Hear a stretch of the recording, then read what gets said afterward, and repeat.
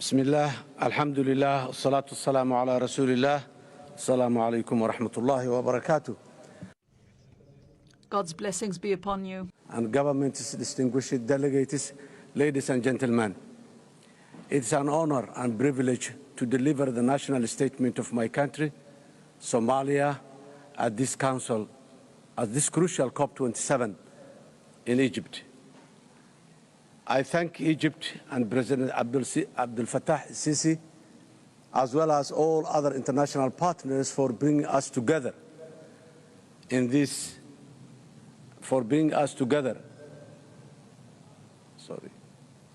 to discuss what can only be described as the greatest challenge facing our world today.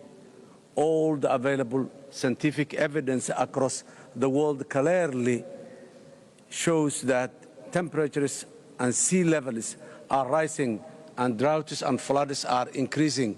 Food security is weak and climate-induced conflict over resources like water and livestock pasture are common, especially in sub-Saharan Africa, which is dealing with one of the worst droughts in the modern history. The presence of so many leaders in this meeting today gives me a confidence that not only is the issue of climate change being taken seriously internationally, but that during COP27, genuine plans and strategies will be negotiated, agreed, and implemented quickly to ensure we mitigate and adapt to its costly destructive effects across the world. In 2022, over 800 million people, majority of them from Africa, are food insecure. In Somalia, over 7 million people cannot meet their basic food needs and require urgent humanitarian assistance.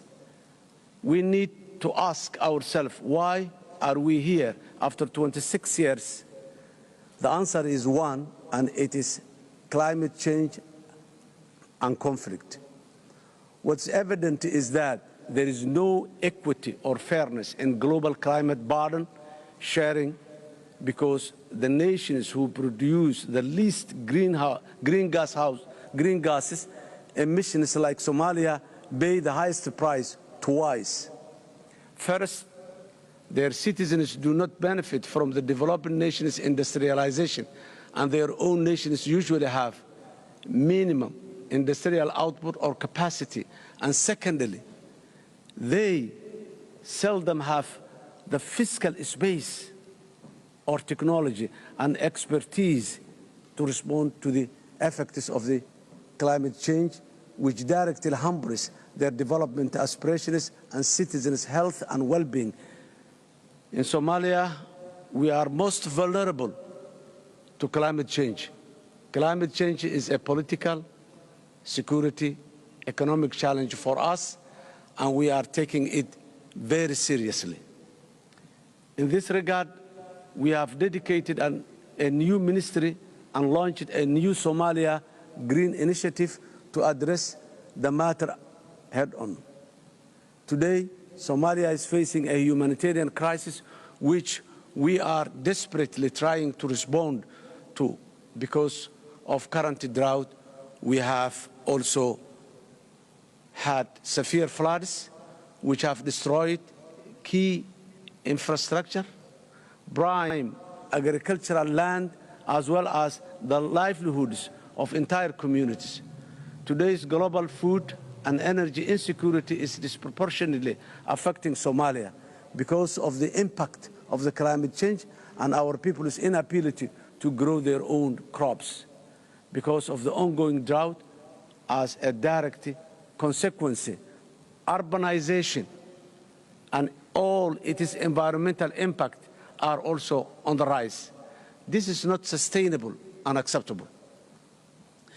Climate mitigation and adaptation strategies and plans need to be rapidly implemented in Somalia to safeguard the lives and the livelihood of our most vulnerable citizens. However, this requires real resources, including accessible grant-based financing and investment in climate resilience in key areas including water management, infrastructure, and renewable energy. This is vital because many of the developing nations and least developed nations like Somalia are still struggling with the economic impact of the COVID-19 pandemic and national debt sustainability issues, and they must not be left behind. Furthermore, existing national, regional, and international climate early warning systems are not only useful where we can finance early effective action to mitigate and adapt quickly.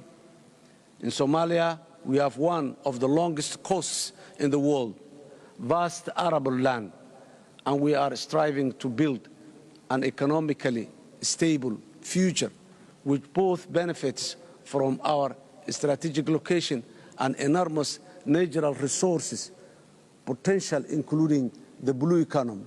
However, we must take urgent action today to work with all our international partners to ensure we make the climate adaptation and mitigation investments that will make this reality tomorrow.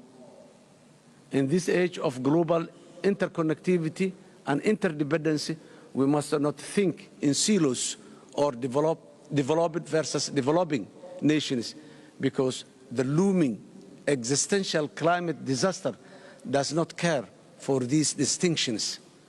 Climate change is complex, and it's not going to magically disappear. In this regard, we must respond to this single greatest challenge to the humanity today, together, and on the firm basis of solidarity, multilateralism, international cooperation is the only way out. I thank you. Thank you, Your Excellency.